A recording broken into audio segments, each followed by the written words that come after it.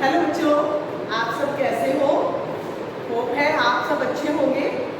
हाँ जी बेटे, हमने लास्ट जो वीडियो थी उसके अंदर हमने चैप्टर पढ़ा था पार नजर के, और बाल राम कथा का चैप्टर पढ़ा था 4th, राम का वनगमन। तो ये हमने 2 चैप्टर लास्ट वीक किए थे। तो आज हम जो चैप्टर करने जा रहे हैं वो ग्रामर का चैप्टर है और उसका नाम है संधि। चैप्टर नंबर 4, संधि। संधि का अर्थ होता है मेल करना, एक दूसरे के साथ मिलना। अगर 2 देश आपस में मिलते हैं तो उनको भी हम यही बोलते हैं कि वो आपस में संधि कर रहे हैं। और अगर वर्ण मिलते हैं तो वो भी क्या होता है, संधि होती है। एक दूसरे से मिलना, वर्णों का योग, उसे हम संधि कहते हैं। सबसे पहले हम इसकी परिभाषा करेंगे। परिभाषा में सबसे पहले पढ़ेंगे कि 2 ध्वनियों या वर्णों के मेल से, 2 ध्वनियों या वर्णों के मेल से जो परिवर्तन होता है, जो विकार उत्पन्न होता है, उसे हम संधि कहते हैं। जैसे जैसे विद्यालय, विद्या प्लस आलय, जिसके अंदर विद्या प्लस आलय, इनको जब हम दोनों को जोड़ेंगे, इनका मेल करेंगे तो वो क्या बन जाएगा, विद्यालय। क्या बन जाएगा, विद्यालय। तो अगर हमने संधि कर ली तो उसके बाद जो इसका टॉपिक है वो है संधि विच्छेद। अगर हमें संधि आती है तो संधि विच्छेद बहुत इजी है। तो संधि विच्छेद हम कैसे करेंगे, इसकी परिभाषा भी पढ़ लेते हैं एक बार। संधि विच्छेद, विच्छेद का अर्थ क्या होता है बच्चे? विच्छेद का अर्थ होता है अलग करना। वर्णों को अलग करने को ही हम संधि विच्छेद कहते हैं।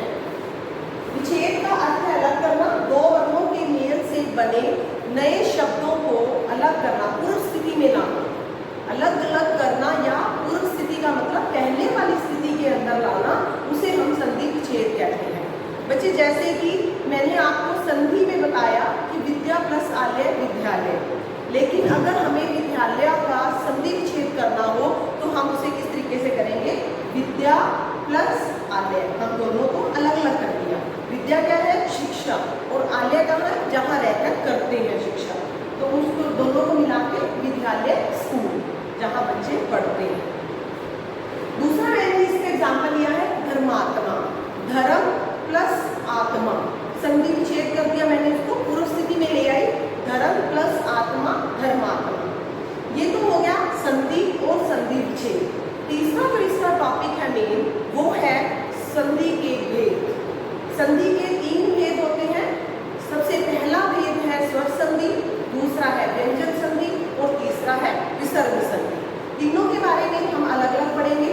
जो पहले मैं समझाने जा रही हूँ, सबसे पहले मैं आपको समझाऊंगी स्वर संधि। स्वर संधि के बारे में मैं खुद बताने के बाद आपको एक एनिमेशन वीडियो डाल के दूंगी, जिससे आपको बहुत अच्छे से समझ आएगा कि संधि का अर्थ क्या होता है और संधि की ट्रिक कैसे पहचानने की होती है। तो सबसे पहले मैं बात करने जा रही हूँ स्वर संधि। स्वर संधि कहते किसे है, जिसमें स्वर से स्वर जुड़े। 2 जैसे हमें 2 दिए गए हैं, लाइक जैसे विद्या प्लस आलय, विद्या प्लस आलय, इसके अंदर 2 स्वर जुड़ रहे हैं। कैसे बच्चे, ये भी आ है और ये भी आ है, जिसमें 2 स्वर जुड़े उसको हम स्वर संधि कहते हैं। तो पूरा जुड़कर वो क्या बन जाएगा, विद्यालय। तो स्वर 11 होते हैं, तो 11 स्वर आपस में कोई भी जुड़े, छोटी ई बड़ी, छोटी ई छोटी बड़ी, छोटी ई बड़ी बड़ी, इस तरीके से तो जो भी 2 स्वर जुड़ेंगे उनको हम स्वर संधि कहते हैं। उसके बाद मैं बात करती हूँ इसके भेद। आगे स्वर संधि के भी भेद हैं। वो कितने भेद हैं, 5 भेद हैं। 5 भेद के अंदर सबसे पहला भेद क्या है, दीर्घ संधि। जैसे कि बच्चे नाम से ही हमें समझ आ रहा है कि दीर्घ संधि क्या होती है, बड़ी। दीर्घ का अर्थ होता है बड़ा, दीर्घ का अर्थ होता है बड़ा। कहने का अर्थ ये है कि इसके अंदर जैसे अ आ, ई ई, उ ऊ, ये आपस में मिलेंगे, अ आ, ई ई, उ ऊ, ये आपस में मिलेंगे तो क्या बनेगा, वो दीर्घ बनेंगे। इसके अंदर जितने भी दीर्घ हैं, आ, बड़ी ई, बड़ा ऊ, तीनों ये बनेंगे। इसको हम क्या कहते हैं, दीर्घ संधि। इसको हम क्या बोलते हैं, दीर्घ संधि। बाकी आपको एनिमेशन वीडियो के अंदर बहुत अच्छे से समझ आएगा कि दीर्घ संधि क्या होती है। सेकंड इसका भेद है गुण भेद। गुण भेद का अर्थ क्या होता है, गुण भेद के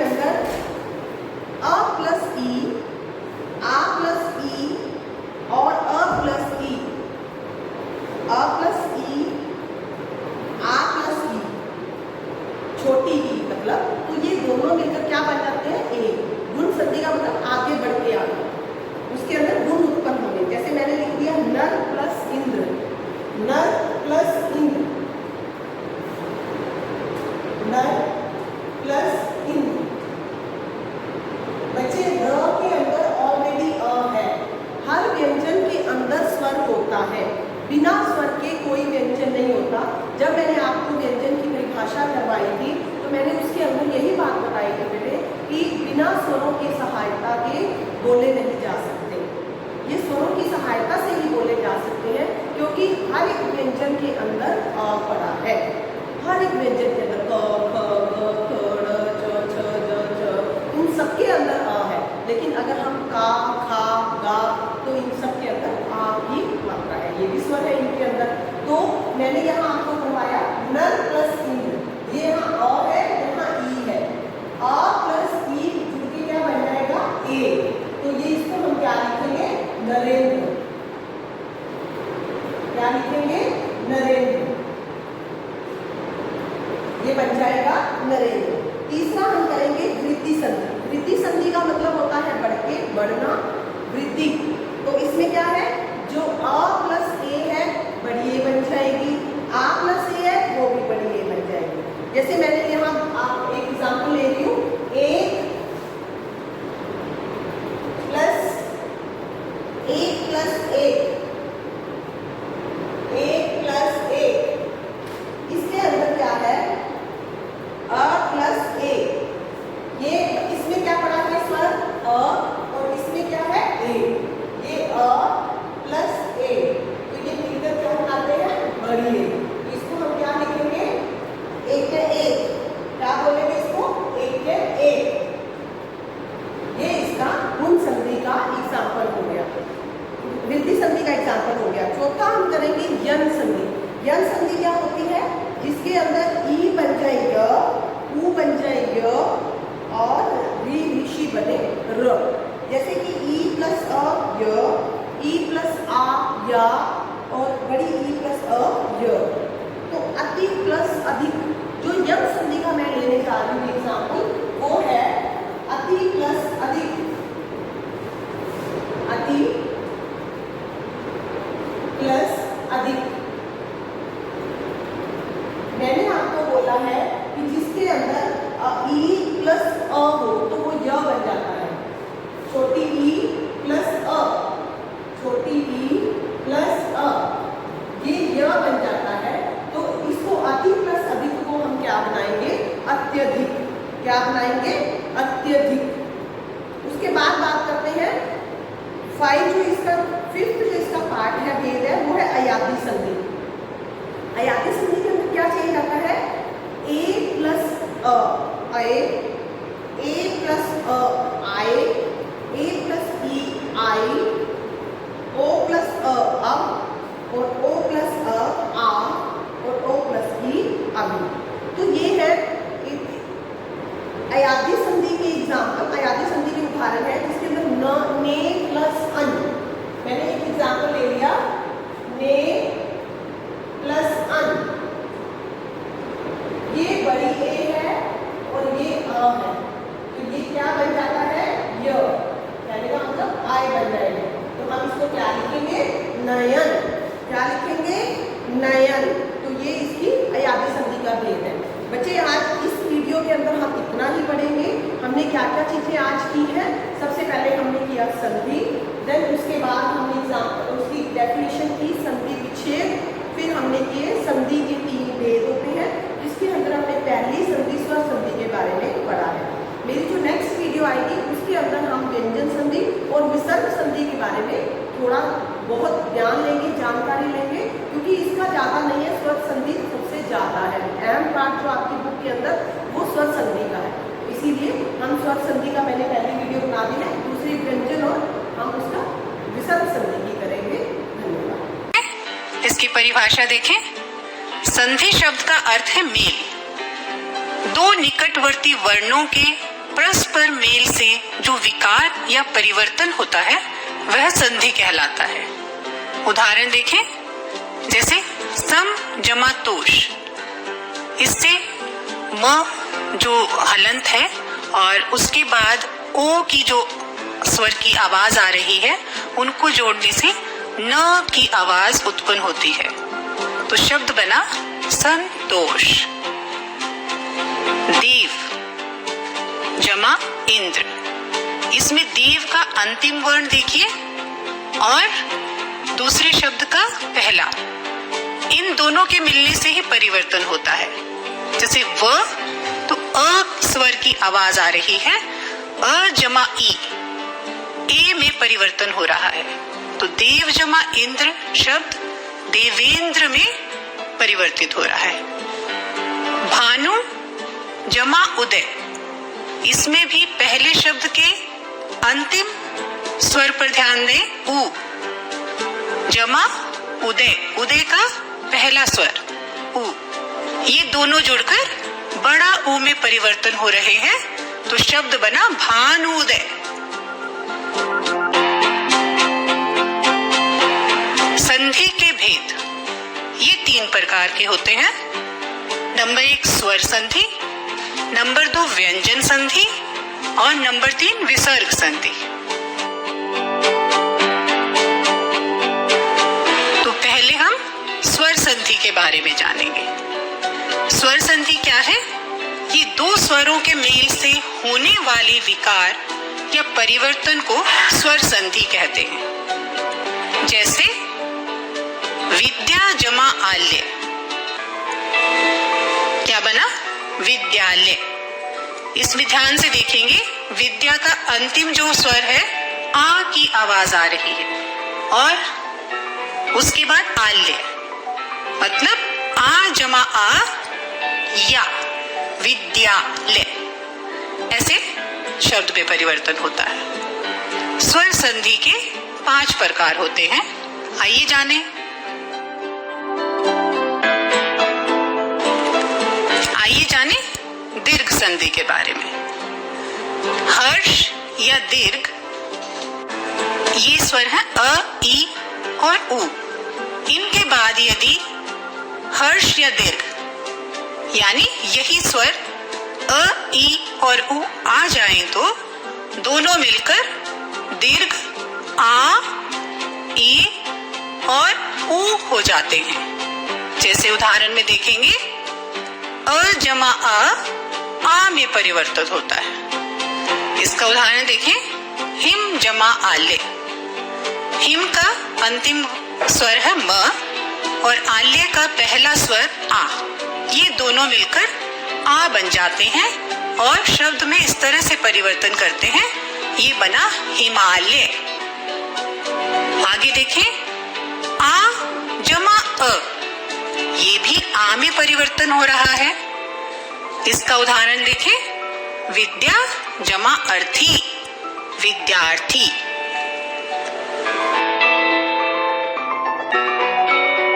आगे देखें, छोटी ई और बड़ी ई में कैसे परिवर्तन होता है। ई जमा ई, बड़ा ई। उदाहरण देखें, रवि जमा इंद्र, रविंद्र। मुनि जमा इंद्र, मुनीन्द्र। अब आगे देखें, ई जमा बड़ा ई, ये भी बड़ा ई में परिवर्तन होता है। इसका उदाहरण देखें, गिरी जमा ईश, गिरीश। मुनि जमा ईश, मुनीश। बड़ा ई जमा छोटा ई, ये भी बड़ा ई में परिवर्तन हो रहा है। उदाहरण देखेंगे, मही जमा इंद्र, महींद्र। नारी जमा इंदु, नारिंदु। बड़ा ई जमा बड़ा ई, ये भी बड़ा ई में परिवर्तन होता है। उदाहरण देखें, नदी जमा ईश, नदीश। मही जमा ईश, महीश।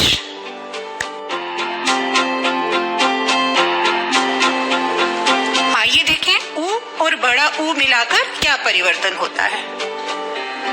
छोटा ऊ जमा छोटा ऊ, ये बन जाता है बड़ा ऊ। इसका उदाहरण देखें, भानु जमा उदय, भानुदय। विधु जमा उदय विधुदय। आगे देखें, छोटा ऊ जमा ऊ भी बड़े ऊ में परिवर्तन हो रहे हैं। लघु जमा उर्मी लघुर्मी, सिंधु जमा उर्मी सिंधुर्मी। बड़ा ऊ जमा छोटा ऊ, ये भी परिवर्तित हो रहे हैं बड़े ऊ में। वधु जमा उत्सव वधुत्सव, वधु जमा उल्लेख वधुल्लेख।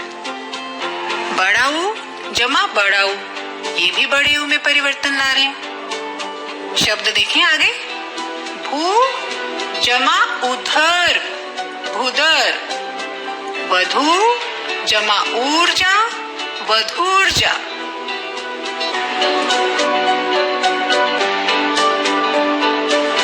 आगे है गुण संधि।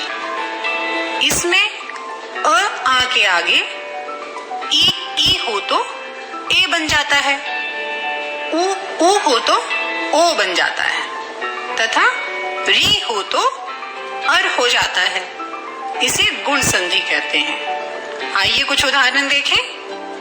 जैसे अ जमा ई ए में परिवर्तन हो रहा है, और इस तरह से शब्द में परिवर्तन होता है। नर जमा इंद्र नरेंद्र। देखो, र के ऊपर ए की मात्रा लग गई है, ए में परिवर्तन हो गया है। आगे देखें, अ जमा ई, ये भी ए में परिवर्तन हो रहा है। इसका शब्द उदाहरण देखें, नर जमा ईश नरेश। आ जमा ई भी ए में परिवर्तन होता है। इसका शब्द उदाहरण है, महा जमा इंद्र महेंद्र। आ जमा ई भी ए में परिवर्तन हो रहा है। इसका शब्द उदाहरण है, महा जमा ईश महेश। अ जमा बड़ा ई ओ में परिवर्तन होता है। इसका शब्द उदाहरण है, ज्ञान जमा उपदेश ज्ञानोपदेश। आ जमा उ भी ओ में परिवर्तन हो रहा है। इसका शब्द उदाहरण है, महा जमा उत्सव महोत्सव।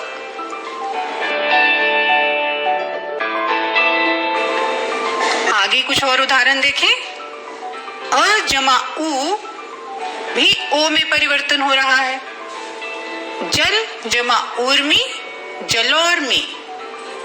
आ जमा बड़ाऊ भी ओ में परिवर्तन हो रहा है। महा जमा उर्मी महोर्मी। अ जमा री, यहाँ देखें अ के बाद री स्वर है, ये अर में परिवर्तित हो रहा है। इसका शब्द उदाहरण है, देव जमा ऋषि देवर्षि। आ जमा री भी अर में परिवर्तित हो रहा है। इसका शब्द उदाहरण है, महा जमा ऋषि महर्षि।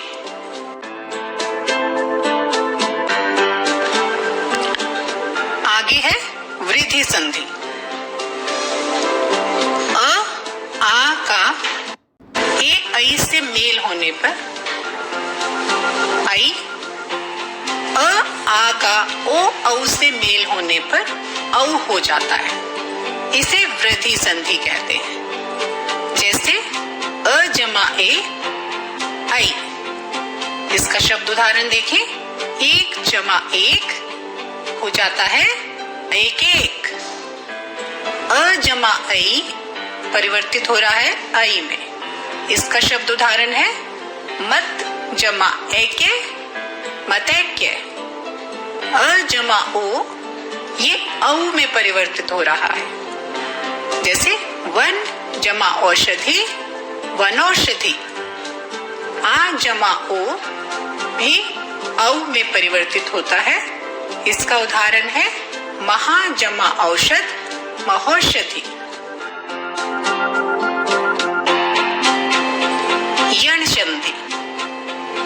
ई और बड़े ई के आगे कोई विजातीय स्वर होने पर ई को य में बदल देते हैं, यानी य हो जाता है। दूसरा नियम देखें, उ के आगे किसी विजातीय स्वर के आने पर उ को व में परिवर्तित कर देता है। आगे देखें, री के आगे किसी विजातीय स्वर के आने पर री को र हो जाता है। इन्हें यण संधि कहते हैं। इसके उदाहरण देखें, ई जमा अ य जमा अ में परिवर्तित हो रहा है। यदि जमा अपि यद्यपि। बड़ा ई जमा बड़ा आ य जमा आ में परिवर्तित हो रहे हैं। इति जमा आदि इत्यादि।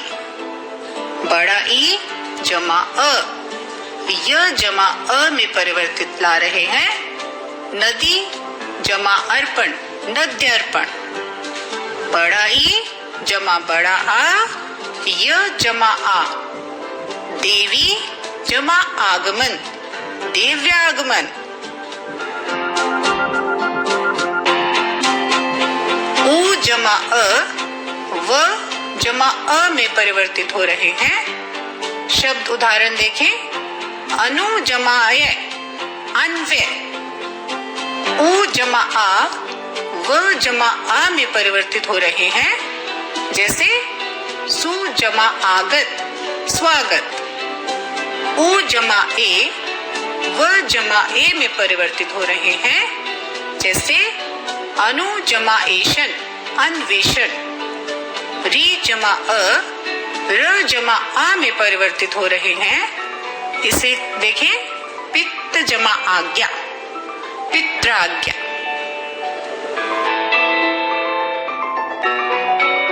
अयादि संधि।